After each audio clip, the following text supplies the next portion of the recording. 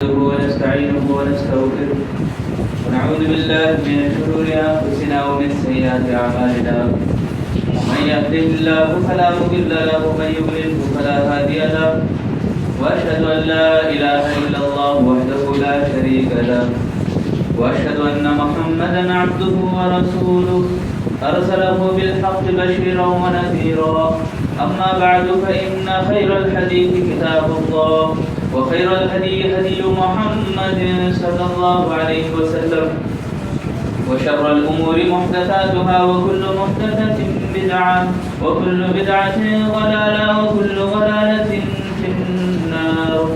أعوذ بالله السميع العليم من همزه ونفخه ونفسه. بسم الله الرحمن الرحيم. يا أيها الذين آمنوا اتقوا الله حق تقاته ولا تموتن إلا وأنتم مسلمون. يا أيها الناس اتقوا ربكم الذي خلقكم من نفس واحدة وخلق منها زوجها وبث منهما رجالا كثيرا ونساء واتقوا الله الذي تساءلون به والأرحام إن الله كان عليكم رقيبا. يا أيها الذين آمنوا اتقوا الله وقولوا قولا سديدا يصلح لكم أعمالكم ويغفر لكم ذنوبكم ومن يطع الله ورسوله فقد فاز فوزا عظيما. وقال الله تعالى في القرآن المجيد قل إن كنتم تحبون الله فاتبعوني يحببكم الله ويغفر لكم ذنوبكم. وقال الله تعالى في موضع آخر يا أيها الذين آمنوا إن جاءكم فاسق بنبأ فتبينوا أن تصيبوا قوما بجهالة فتصبحوا على ما فعلتم نادمين واعلموا أن فيكم رسول الله لو يطيعكم في كثير من الأمر لعنتم ولكن الله حبب إليكم الإيمان وزينه في قلوبكم وكره إليكم الكفر والفسوق والعصيان أولئك هم الراشدون فضلا من الله ونعما والله عليم حكيم. بسم الله الرحمن الرحيم.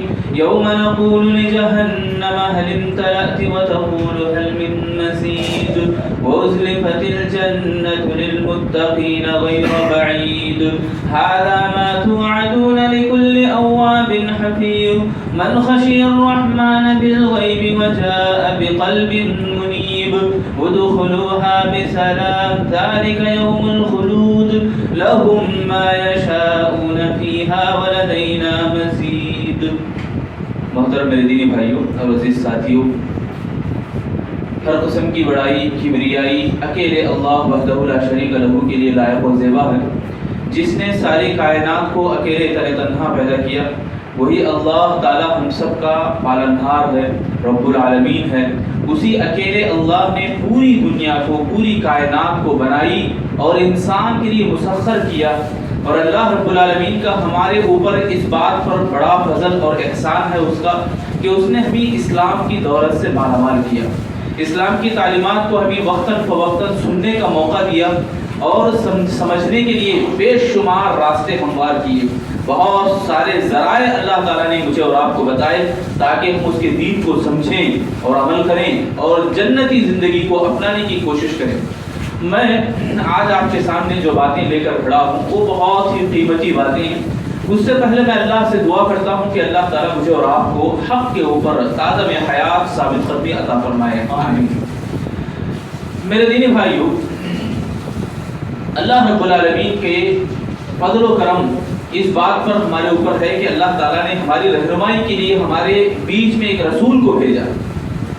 تو اسی رسول سے محبت کرنے کے تعلق سے یعنی حب رسول اور اس کے تقاضے، اس بات پر میں آپ کے سامنے کچھ باتیں بولنے کی کوشش کروں گا اور اللہ سے میں دعا بھی کرتا ہوں اللہ ہم سب کو عمل کی توفیق عطا فرمائے. آمین. میرے دینی بھائیو، ہم کلمہ پڑھتے ہیں، مسلمان ہوئے، جس کلمے کو ہم اقرار کرتے ہیں لا الہ الا اللہ محمد رسول اللہ. تو اس میں جو جملہ دوسرا جو جملہ ہے محمد رسول اللہ، اس کے کچھ تقاضے ہیں، اس کے کچھ شروط ہیں ہمیں یاد رکھنے کی اور اس کے اوپر پابندی کرنے کی. جو باتیں ہیں وہ چار باتیں کیا ہیں؟ اللہ کے نبی صلی اللہ علیہ وسلم سے سچی محبت ہمیں اگر کرتے ہیں تو تقاضوں کو بھی ہمیں معلوم کرنا ضروری ہے اور یاد رکھنا اور عمل بھی کرنا ہے. پہلا تقاضا کیا ہے؟ تقاضے بولے تو پہلے ہم سمجھیں گے. تقاضے یعنی ہر چیز کے کچھ تقاضے ہوا کرتے ہیں، شروط ہوا کرتے ہیں. جیسے کلمہ طیبہ کے بھی شروط ہیں، شرطیں ہیں. علم کے ساتھ پڑھنا ہے، یقین کے ساتھ پڑھنا ہے، سچے دل سے ہمیں پڑھنا ہے اور عمل کرنے کے ارادے سے ہمیں پڑھنا ہے اور اس کو قبول کرتے ہوئے ہمیں پڑھنا ہے اور اطاعت کرتے ہوئے مانتے ہوئے پڑھنا ہے اور محبت کے ساتھ ہمیں پڑھنا ہے. یہ 7 تقاضے 7 شرطیں ہیں کلمہ طیبہ کے. اس کے بعد محمد رسول اللہ، اس کے بھی کچھ تقاضے ہیں. اس تقاضے بولے تو کیا ہے؟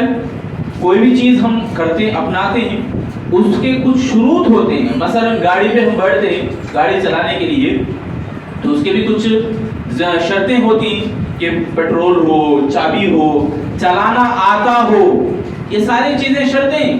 اگر آپ کو گاڑی چلانے نہیں آتا، آپ گاڑی میں بیٹھے ہیں اور مجھے آتا بول کے بیٹھے ہیں، پیٹرول ہے، گاڑی میں چابی ہے، سب کچھ ہے، مگر آپ کو وہ چلانا ہی نہیں آتا تو آپ چلا کیسے سکیں گے؟ تو محمد رسول اللہ کے بھی تقاضے کیا ہیں؟ محمد رسول اللہ کے تقاضے ہمیں ماننا ہے کہ محمد رسول اللہ صلی اللہ علیہ وسلم سچے رسول ہیں، اللہ کے سچے رسول ہیں، اللہ کے نبی. اور دوسرا تقاضا یہ اللہ تعالیٰ فرماتے ہیں آتاکم الرسول فخذوہ وما نہاکم عنہ فانتہوا، کہ اللہ کے نبی جو تمہیں بولے ہیں کرنے کا حکم دیے اسے ہمیں کرنا ہے.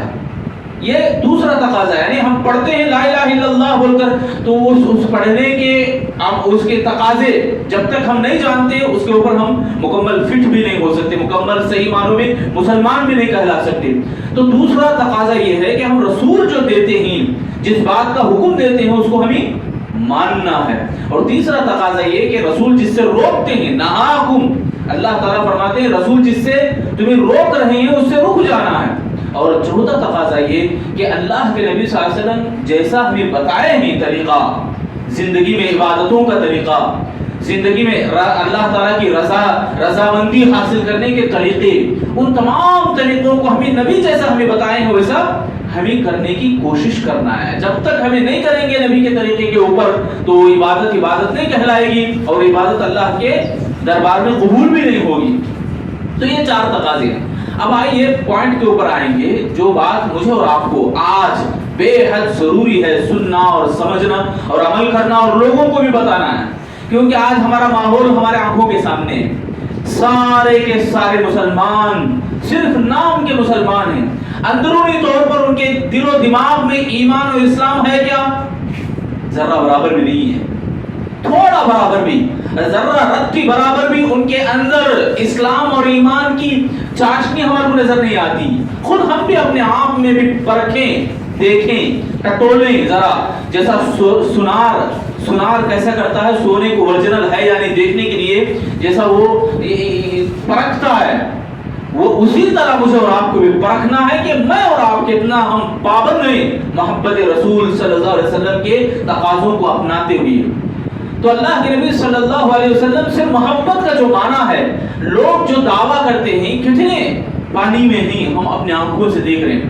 صحیح معنوں میں محبت کس کی ہو سکتی ہے؟ تو ہم آئیں کہ کیا چیزیں اپنانے سے اللہ کے نبی صلی اللہ علیہ وسلم کی محبت ہمیں حاصل ہوتی ہے. اللہ کے نبی صلی اللہ علیہ وسلم سے محبت ہمیں کرنی ہے. جیسا کہ قرآن اور حدیث کی نصوص میں، قرآن اور حدیث کی باتوں میں کئی باتیں جا بجا ہمیں نظر آتی ہیں کہ اللہ کے نبی صلی اللہ علیہ وسلم سے محبت اگر کرنی ہے تو یہ چیزیں ہمیں اپنانا ہے. اللہ کی محبت کرنی ہے تو نبی کی اتباع ہمیں کرنی ہے. تو اس طرح سے ہم اگر دیکھیں تو دین اسلام جو ہمارے کو ملا ہے یہ ایک بہت بڑی نعمت ہے. وہ کہاں سے ہمارے کو ملی ہے؟ وہ کہاں سے ہمارے کو عطا ہوئی ہے؟ اللہ تعالیٰ سورہ مائدہ کی آیت میں فرماتے ہیں الیوم اکملت لکم دینکم واتممت علیکم نعمتی. پوری آیت میں نہیں بتا رہا ہوں، آیت کا ایک ٹکڑا. اللہ تعالیٰ نے دین اسلام کو کہا کہ یہ دین اسلام میری نعمت ہے، اس کو میں نے مکمل کر دیا. تو یہ جو نعمت ہے اللہ کی نعمت ہے. اللہ تعالیٰ دنیا کو کس لیے بنایا؟ دارالعمل کے لیے بنایا. दारुल-जज़ानी, अल्लाह ताला दुनिया को इसलिए नहीं बनाया कि हम यहाँ जो कुछ भी करें उसका रिजल्ट हासिल कर लें, इसलिए अल्लाह नहीं बनाया। अल्लाह ताला दुनिया को इसलिए बनाया कि दारुल अमल, यहाँ हम काम करें, यहाँ खेती बाड़ी हम करें ताकि रिजल्ट हमारे को आखिरत में मिले।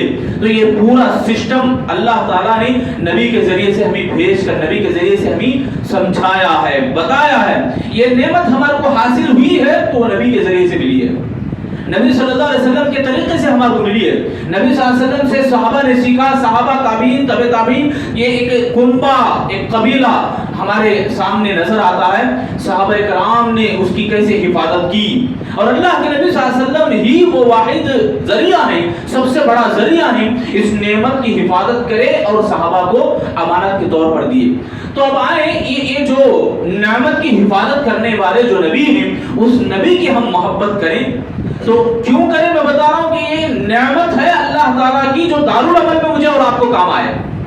तो ये नेमत होने के नाते हमें सबसे ज्यादा मोहब्बत अल्लाह के नबी से हमें होनी चाहिए, और अल्लाह के नबी सल्लल्लाहु अलैहि वसल्लम से हम मोहब्बत करें तो क्यों करें। अगर हम देखें कि पूरी दुनिया के अंदर और इंसानी तारीख पूरी उठा के देखें तो सारे के सारे लोगों में, मज़ाहिब में, तौर तरीकों में सबसे बेहतरीन तरीका और सबसे मुकम्मल और कामिल तरीका और अल्लाह को पसंद आने वाला तरीका वो यही मोहम्मद सल्लल्लाहु अलैहि वसल्लम का तरीका।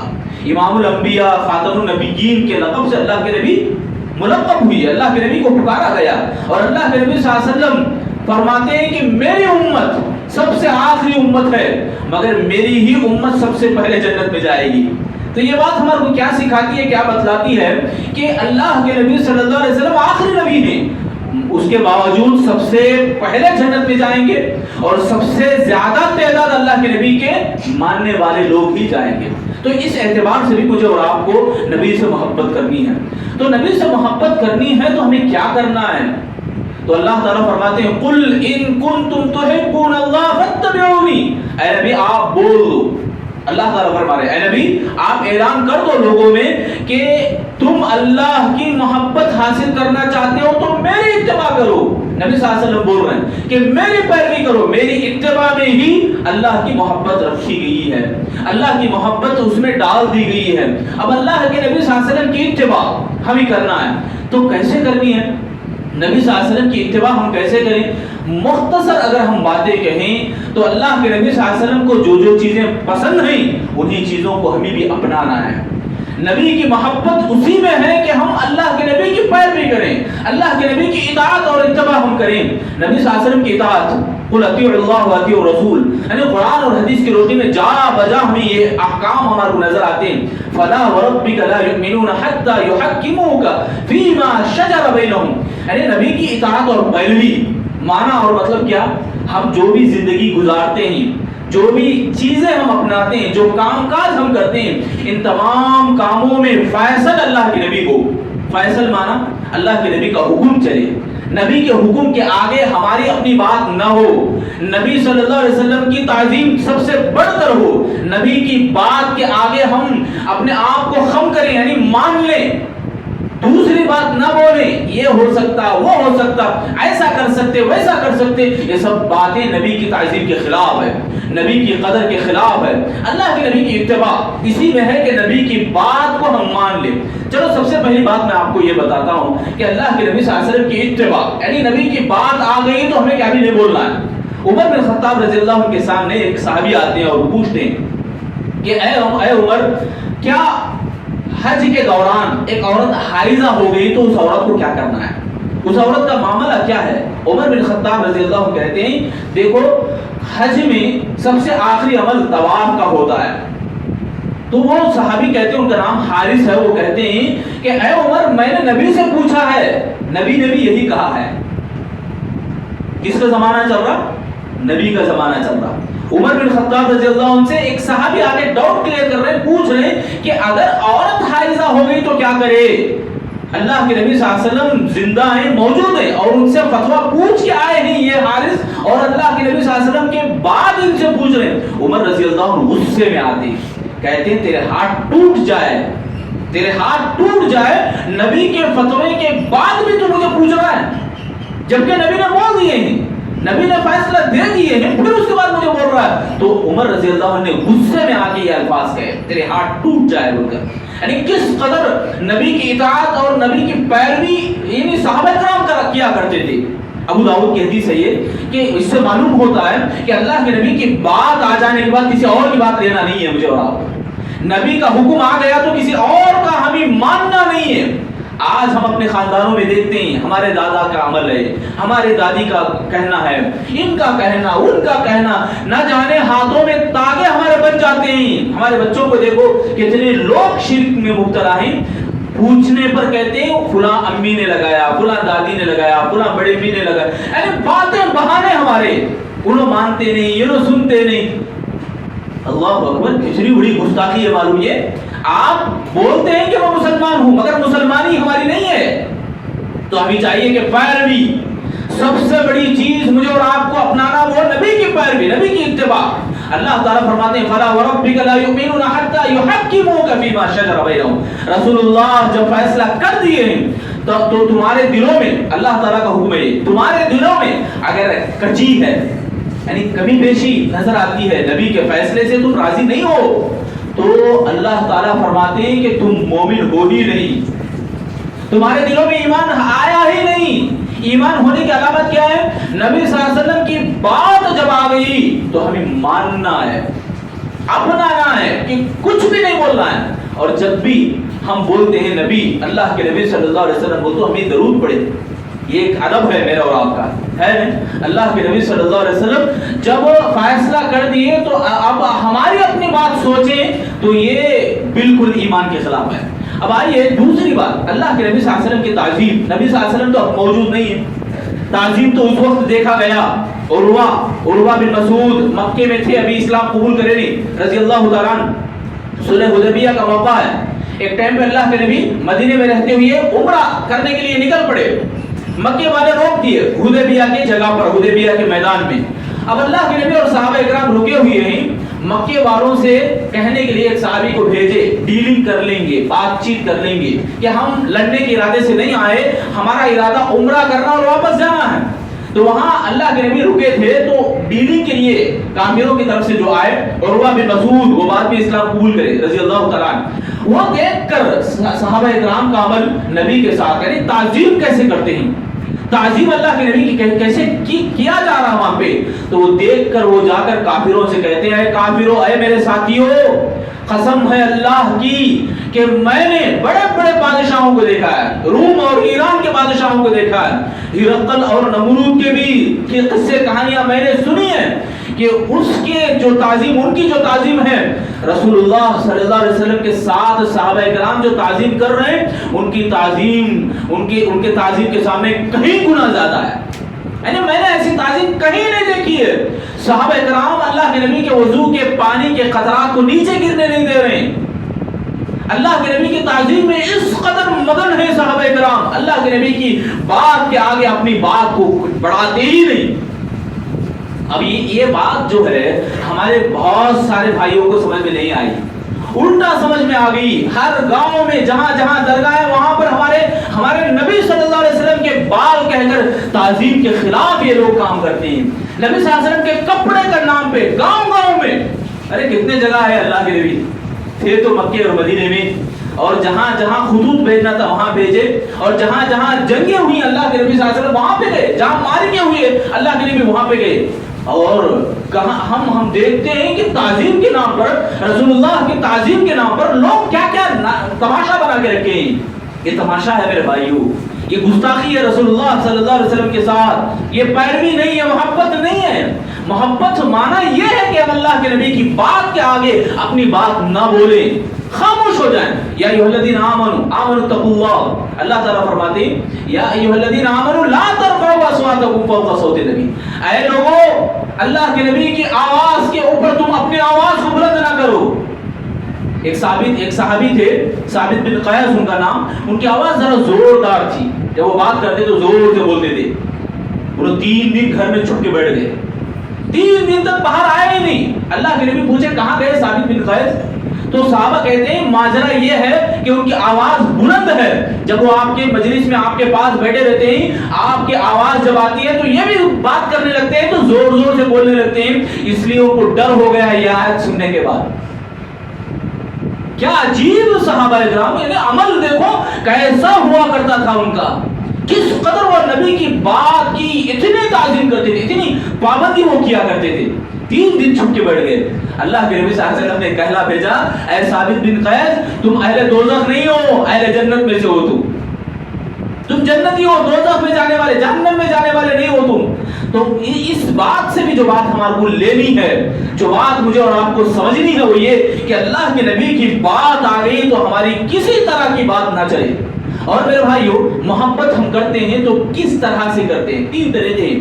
ایک طبعی محبت، طبعی یعنی ہماری طبیعت میں رکھ دی گئی ہے، باپ ہے، ماں ہے، ان سے محبت ہماری آٹومیٹک ہو جاتی ہے، وہ اللہ تعالیٰ اس میں رکھ دیا ہے۔ اور فطری محبت بولتے ہیں اس کو، فطری محبت۔ ایک اور محبت ہے عقلی محبت، کوئی ہمارے اوپر احسان کرا، ہماری مدد کرا، ہیلپ کرا تو ہم اس کی محبت یعنی اس سے اچانک ہم محبت کرنے لگ جاتے ہیں، کوئی ہمارے اوپر کچھ تعاون کرا، مدد کرا ہے، ہماری عقلی محبت۔ اور ایک ہے روحانی محبت، یعنی ہمارے مذہبی طور پر ہمیں کچھ سکھایا ہے، تعلیم ہمیں دیا ہے، سلیقہ طریقہ ڈھنگ ہمیں بتایا ہے، تو روحانی محبت ہماری ہو جاتی ہے۔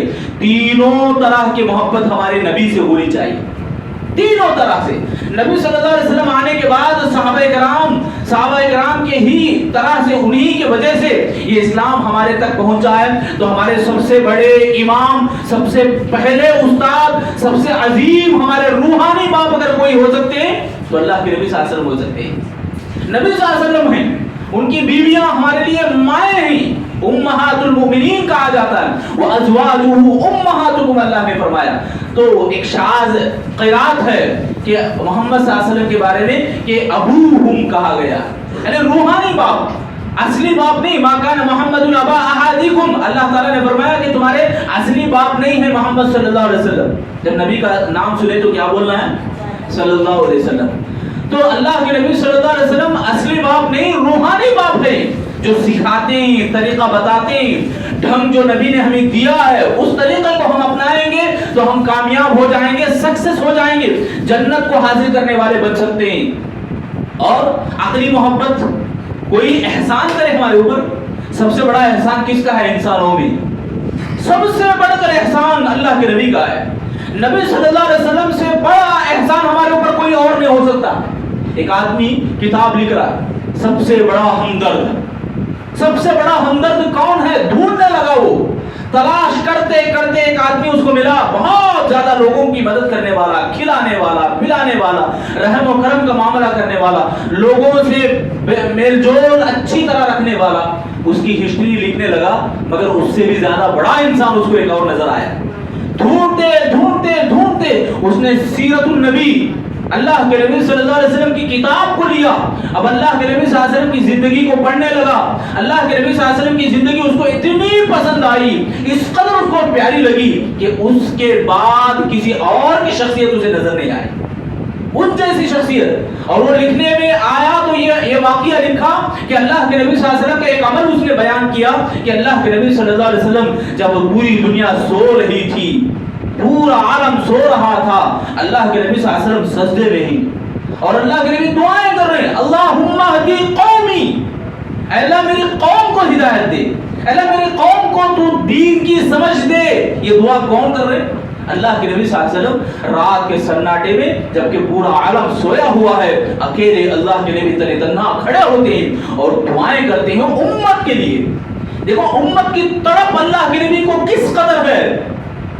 گاؤں کے اندر ایک ماحول، ایک عجیب ماحول دیکھنے کو ملا، لوگ ڈر گئے، پورے کے پورے لوگ گلیوں میں آ گئے، آواز زوردار کی آواز تھی، دوڑتے ہوئے گلیوں میں ڈھونڈنے لگے کہاں سے آئی آواز۔ سارے کے سارے لوگ مدینے میں اکٹھا ہوئے، دور سے دیکھا گیا اللہ کے نبی گھوڑے سے آ رہے، گھوڑے کے اوپر سے سوار ہو کے آ رہے ہیں اور کہہ رہے ہیں لوگوں آرام سے سو جاؤ، اپنے اپنے گھروں میں چلے جاؤ، میں نے ان کو بھگا دیا ہے، ان اوباشوں کو جو آواز کر رہے تھے میں نے ان کو ڈرا کے بھگا دیا ہے۔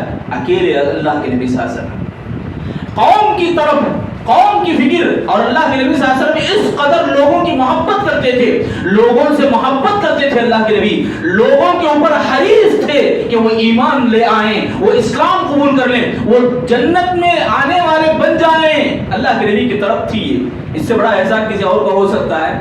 نبی صلی اللہ علیہ وسلم سے بڑھ کر ہمارے اوپر کسی اور کا احسان نہیں۔ اللہ تعالیٰ نے کہہ دیا، اللہ اکبر۔ میں اور آپ بولنے میں کیا، ہمارا دعویٰ کیا ہو سکتا ہے؟ اللہ تعالیٰ نے دعویٰ کر دیا، اللہ اکبر۔ لقد جاءکم رسول من انفسکم عزیز علیہ ما عنتم حریص علیکم بالمؤمنین۔ یہ نبی تمہارے پاس آئے ہیں، وہ رسول تمہارے بہت عزیز ہیں، تمہارے اوپر بہت زیادہ محبت کرنے والے ہیں، تمہارے اوپر وہ حریص ہیں۔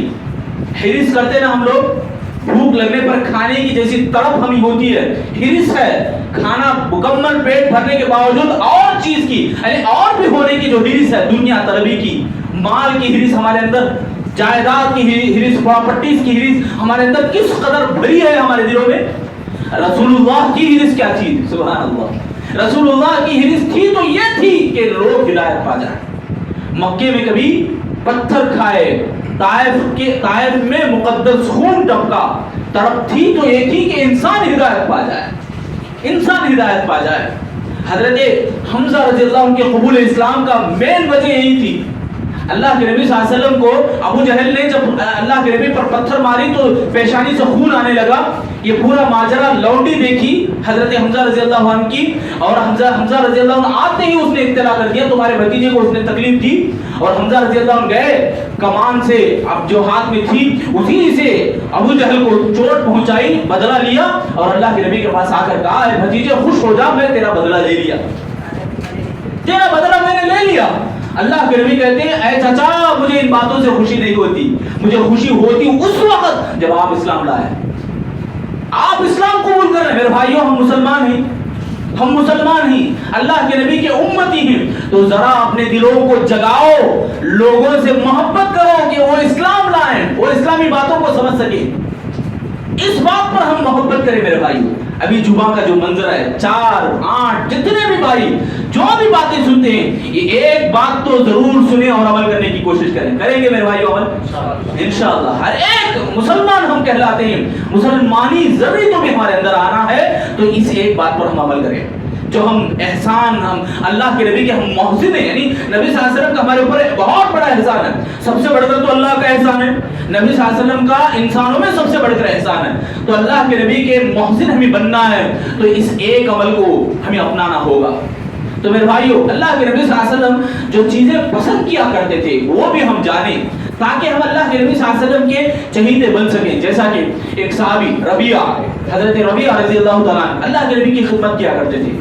اللہ کے نبی نے ان سے کہا کہ ایک روز انہوں نے کہا کہ اللہ کے نبی نے مجھ سے ایک روز پوچھا کہ اے ربیعہ مانگو جو مانگنا ہے میں دینے کے لیے تیار ہوں، میں دوں گا۔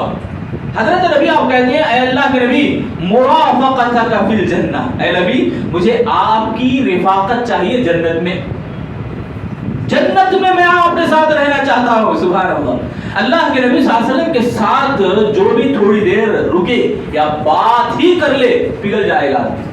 نبی صلی اللہ علیہ وسلم اتنے حسین تھے اخلاقی اعتبار سے بھی اور حسن کے اعتبار سے بھی۔ ثمامہ بن عثال کا واقعہ آپ سنے رہیں گے، ثمامہ بن عثال کافر تھے، پکڑے گئے، مدینے کے ایک ستون سے باندھے گئے، 3 دن تک باندھے گئے، کھانا دیا جاتا، پانی دیا جاتا، اور وہ دیکھتے تھے ماحول کو، نبی کو نہیں دیکھے۔ 3 دن بھی 3 بار کہتے ہیں نبی مجھے آپ کا چہرہ سب سے بہترین نظر آتا ہے، میں آپ کے چہرے کو دیکھنا پسند نہیں کرتا۔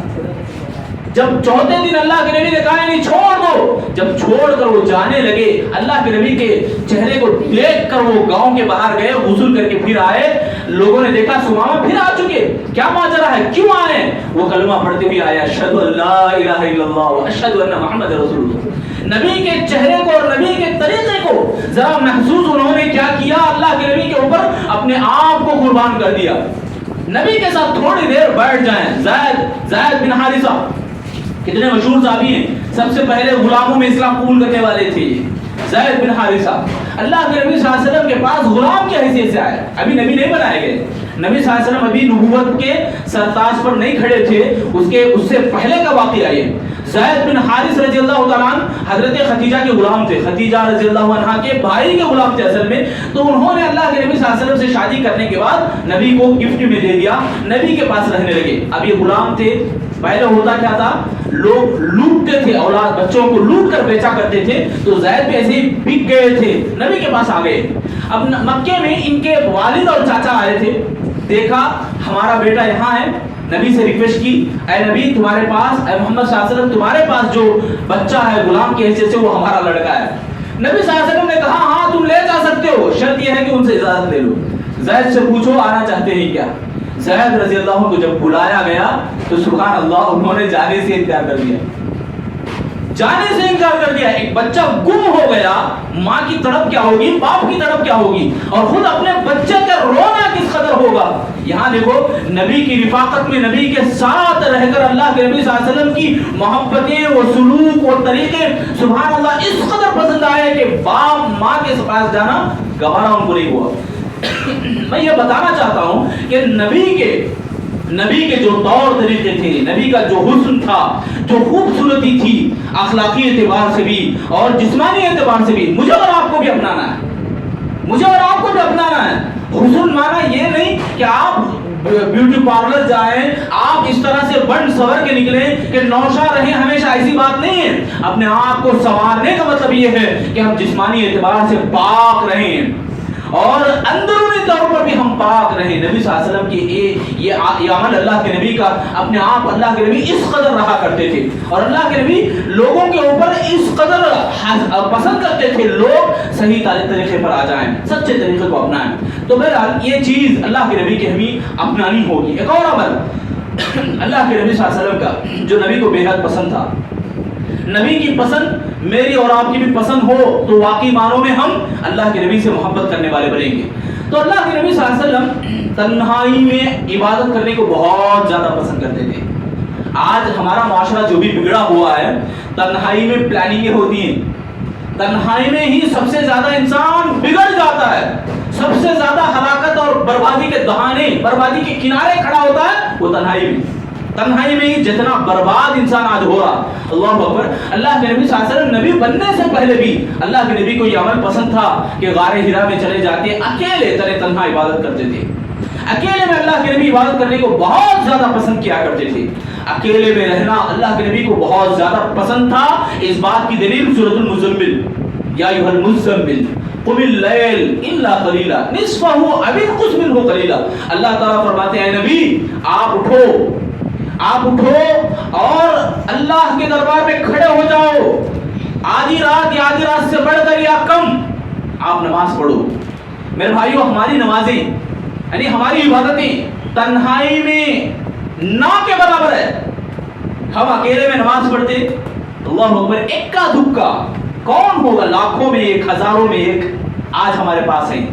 تنہائی سبحان اللہ اتنی عظیم نعمت ہے ایمان والوں کے لیے.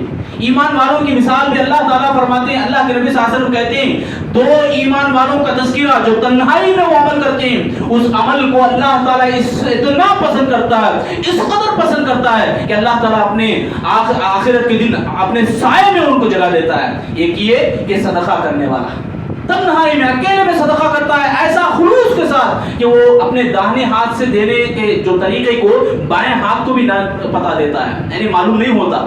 یعنی اس قدر اپنے اعضاء کو بھی وہ معلوم نہیں کرواتا، یعنی آنکھ سے وہ دیکھتے ہوئے اسے احساس اسے یہ بھی نہیں رہتا کہ اللہ کے لیے وہ کتنا دے رہا.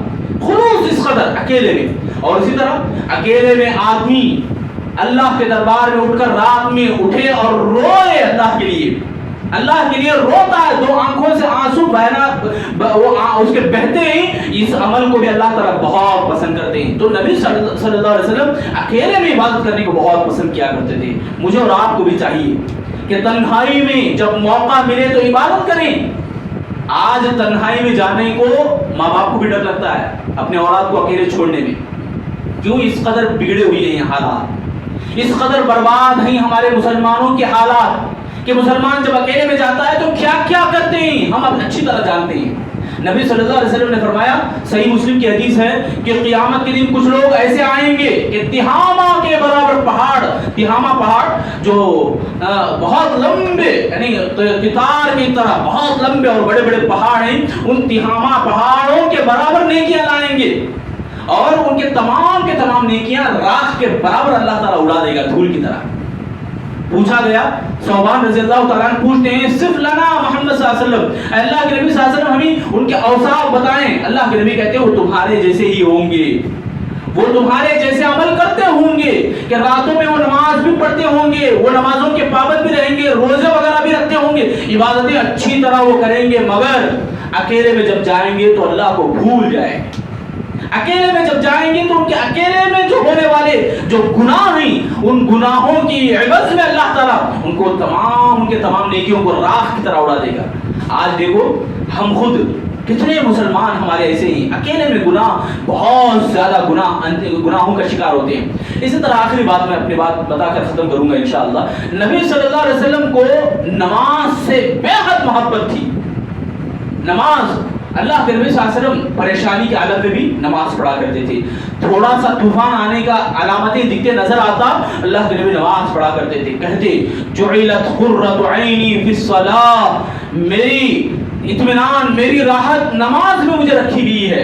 اللہ تعالیٰ نے نبی صلی اللہ علیہ وسلم کو، آپ بھی میں بھی ذرا اپنا کے دیکھیں، عبادت جب بھی کرتے ہیں، خاص طور سے نماز جب نماز پڑھتے ہیں خلوص کے ساتھ، ایک طرح سے مزہ ہمارے کو ملتا ہے، ایک طرح سے اللہ تعالیٰ لذت ہمارے کو عطا کرتا ہے۔ وہ نماز کی برکت اور نماز کی بدولت ہے۔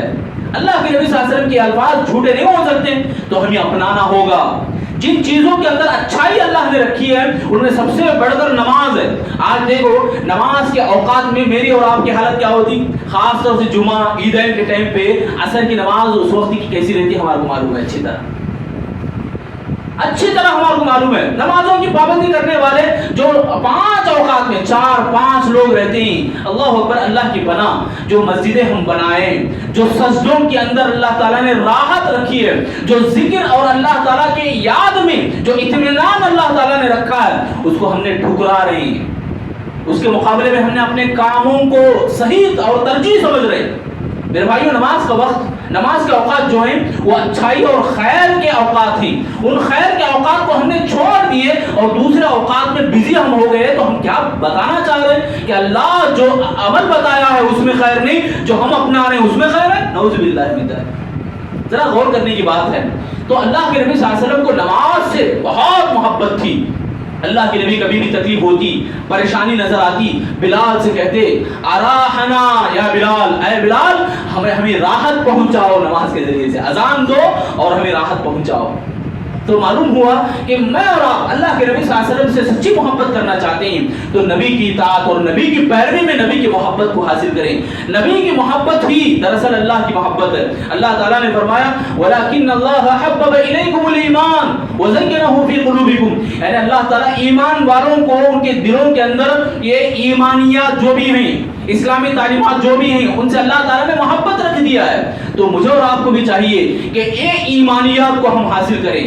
کبھی آپ محسوس کیے ہوں گے قرآن پڑھتے وقت کبھی کچھ کام لگ گیا تو آپ قرآن پڑھتے پڑھتے بند کرنے کو پسند نہیں کریں گے۔ کیوں؟ یہ دراصل اس آیت کا عمل ہے، اس آیت کا نتیجہ ہے یہ کہ اللہ تعالیٰ فرما رہے ہیں ایمانیات جو بھی ہیں، ایمان والی باتیں جتنی بھی ہیں، ان باتوں کو جب آپ اپنائیں گے اللہ تعالیٰ اس میں ایک خوبصورتی رکھا ہے۔ آپ ذکر کرتے بیٹھے ہیں، اچانک کوئی فون آیا کہ جلد آؤ، تو آپ ذکر کے بیچ میں اٹھنے کو آپ گوارا نہیں کریں گے، پسند نہیں کریں گے۔ ایک محبت اللہ نے رکھ دیا ہے۔ تو میرے بھائیو، خلاصے کی بات یہ ہے کہ تمام ایمانیات جو بھی ہیں، تمام اسلامی تعلیمات جو بھی ہیں، ان تعلیمات میں ایک لذت ہے، ایک خوشی ہے، ایک خیر اور ایک اطمینان ہے، اللہ نے رکھ دیا۔ اس اطمینان کو ہم حاصل کریں۔ آج کی جو بربادیاں ہیں ہمارے سامنے، جو مہینہ ہمارا چل رہا ربیع الاول کا، کہ مسلمانی جو ہمارے آنکھوں کے سامنے، مسلمانوں کے جو اعمال ہیں وہ حقیقت میں مسلمانی نہیں ہیں، کہ اللہ کے نبی کا جھبا بول کر، اللہ کے نبی صلی اللہ علیہ وسلم کا عصا، اللہ کے نبی صلی اللہ علیہ وسلم کے بال بول کر، یہ سارے کے سارے بدعتیں، گمراہیاں ہیں، یہ ساری کی ساری بدعت، یہ سارے اللہ کے نبی نے کہا کل بدعت ضلالہ۔ لوگ بہانہ لگاتے ہیں کہ یہ بدعت حسنہ ہے۔ اللہ کے نبی ہاں خطبے میں ہمیں سکھایا، خطبہ حاجہ، خطبہ جمعہ، تمام خطبوں میں اللہ کے نبی پڑھا کرتے تھے کل بدعت ضلالہ، تمام بدعتیں، کلو کا معنی ہر ایک بدعت گمراہی ہے. اب ہم کہاں سے یہ معنی لائے ہیں کہ بدعت حسنہ ہے بدعت سیئہ ہے؟ نعوذ باللہ. بدعت 2-3 نہیں ہے، تمام بدعتوں کو اللہ کے نبی نے ایک مدرہ لگا دیا، سیل لگا دیا کہ پورے کے پورے گمراہی کی طرف لے جانے والے ہیں. تو ہمیں چاہیے کہ ان تمام بدعات و خرافات سے ہم پہلے بچیں اور اپنے بھائیوں کو بتائیں، اپنے ان مسلمان لوگوں کو بتائیں، سمجھائیں جو سمجھ سکتے ہیں. چھوٹے چھوٹے بچوں کو بھی اگر بتا دیں تو سمجھ میں آ جائے گی باتیں. یہ اتنی آسان باتیں ہیں. ان تمام باتوں کو عورتوں کو بھی ہم بتائیں، خواتین کو بھی ہم سمجھائیں کہ جو خواتین اس کے پابند نہیں ہیں کہ جب بھی پریشانی آئے کسی کے بابا کو یاد کر لیں، کسی درگاہ کے پاس جائیں. ایسے ہمارے خواتین میں بھی بہت زیادہ نظر آنے کو ملتا ہے. میں سب سے پہلے اللہ سے دعا کرتا ہوں کہ آپ بھی انشاءاللہ دعا کریں. اللہ رب العالمین ہم تمام لوگوں کو شرک جیسے قبیح گناہ سے اللہ ہم سب کی حفاظت فرمائے. اللہ تعالیٰ مجھے اور آپ کو جو بھی باتیں قرآن اور حدیث کی سنی ہیں سمجھنے اور عمل کرنے کی توفیق عطا فرمائے. الہ العالمین ہم تمام لوگوں کے اوپر رحم و کرم کا معاملہ فرما. اے اللہ ہم جب تک زندہ رکھ ہمیں ایمان کی ثابت قدمی ہم سب کو عطا فرما. اے اللہ ہماری پریشانیوں کو دکھ دردوں کو دور فرما، ہماری پریشانیوں کو آسانیوں میں بدل دے. اے اللہ ہم میں جو بھی بیمار حال ہیں ان کو صحت کاملہ شفا عاجلہ نصیب فرما. جو بھی قرضوں سے دوچار ہیں اللہ ان کے قرضوں کا بندوبست عطا فرما. اے اللہ ہمارے معاشرے میں ہمارے ماحول میں جتنے بھی مسلمان ہیں سبھی کو سچا دین سمجھنے کی توفیق عطا فرما.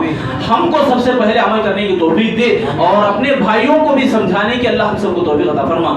دعوت اللہ کا کام ہمیں کثرت سے کرنے کی توفیق دے. اے اللہ چہار دانگ عالم میں دعوت اللہ کو لے کر کوشش کرنے کی اللہ ہم سب کو توفیق عطا فرما. یا الہ العالمین ہمیں موت کے بعد کی تیاری کرنے کی توفیق عطا فرما. یا رحم الراحمین ہمیں قبر میں جانے سے پہلے قبر کی تیاری کرنے کی توفیق دے. قبر کے جو حالات ہیں جو عذابات ہیں اللہ ہم سب کی حفاظت فرما. جو بھی ایمان کی حالت میں وفات پائے اللہ سب کی مغفرت فرما. اے اللہ ہم سب کی بھی مغفرت فرما. اے اللہ موت کے جو مناظر ہیں ان سے عبرت حاصل کرنے کی توفیق عطا فرما.